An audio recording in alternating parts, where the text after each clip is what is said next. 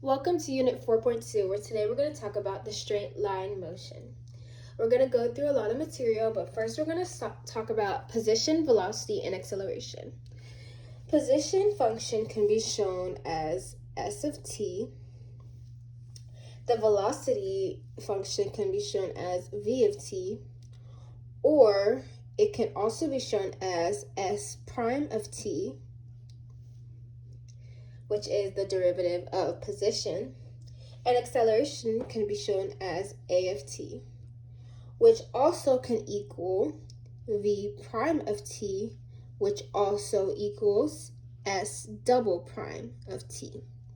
So velocity is the derivative of position and acceleration is the derivative of velocity, or the second derivative of position. Now let's talk about velocity. Velocity, like we said, is the rate of change or the derivative at a position. So if the velocity is a negative, then the particle moves either left or down. And if velocity is positive, then the particle moves either right or up. And if the velocity is 0, then the particle is at rest. And like we know before, if you will recall, the average velocity on an interval would be s of b minus s of a over b minus a, which is also the slope. Now, a lot of people get speed and velocity mixed up. But the difference between speed and velocity is that velocity is your rate of change at a position, while speed is just how fast you're going. Speed can also be shown as the absolute value of velocity. Now, to determine when something is speeding up or slowing down, we have to look at both the velocity and the acceleration. So if the velocity and the acceleration have the same sign, then you're speeding up. But if the velocity and acceleration have a different sign, then you're slowing down.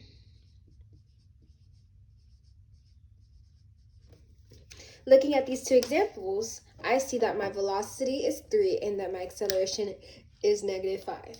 Because my velocity and my acceleration have different signs, because my velocity is positive while my acceleration is negative, I will be slowing down. For this example, my velocity is -3 and my acceleration is -5.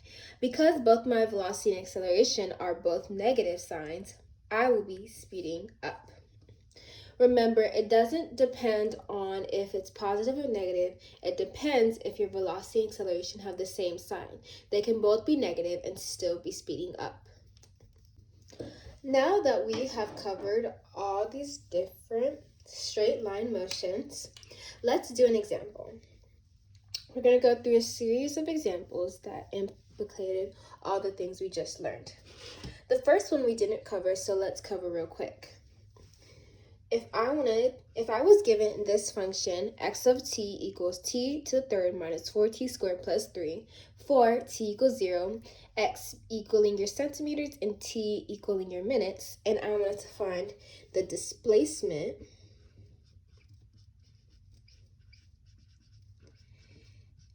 during the first 2 minutes, displacement equation is your final minus initial. Your final position minus your initial position. Now, if I'm looking at the first 2 minutes, that means I have to find when the time starts at 0, my initial. You always, when you're doing something, you always start at rest and then you progress forward or backwards. And then my final position, if I'm looking at the first 2 minutes, we're also looking of x of 2.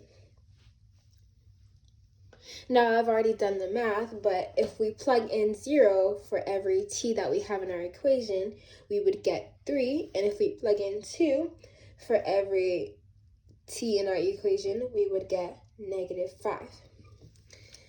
Now, since 3 is our initial and -5 is our final, we would use this equation and we would say -5, our final, minus our initial of 3, which gives us -8. But we have to add our units, so it would give us -8, removing centimeters. Since it's negative, we're going to be moving to the left. So the displacement would be -8 centimeters to the left.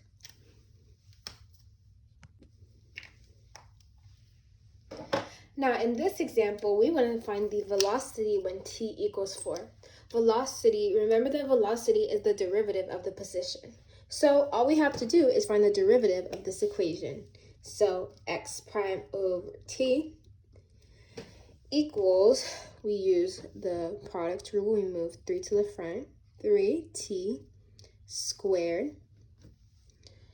2 to the front, we get -8t, and 3 is a constant, so we leave it there. Will become a 0, sorry. And since we found our derivative, or the velocity of the position, then all we have to do is plug in every t for 4. So x prime of 4 equals 3 times 4 squared minus 8 times 4.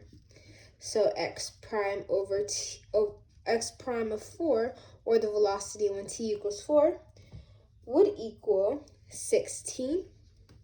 Then we have to use units, so we would do 16 centimeters per minute. Because remember, velocity is the rate of something, so we're gonna do centimeters at a rate of minutes, or centimeters per minute.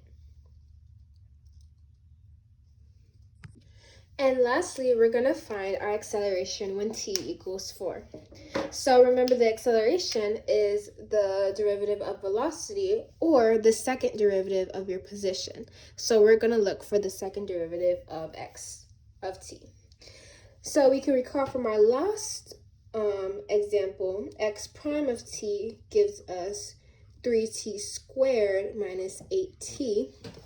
And so to find the second derivative, all we have to do is find the derivative of the derivative. So x double prime of t equals 2 times 3 is 6t minus 8. And that would be the equation for the acceleration. Now all we have to do is plug in every t for 4. So x to the second derivative of 4 equals 6 times 4 minus 8, which would give us, it would give us 16 centimeters. Now when it comes to acceleration, we're finding the rate of change of our already rate. So it's going to be centimeters per minute, or centimeter per minute squared.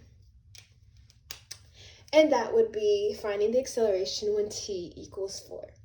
That is all for 4.2. Thank you.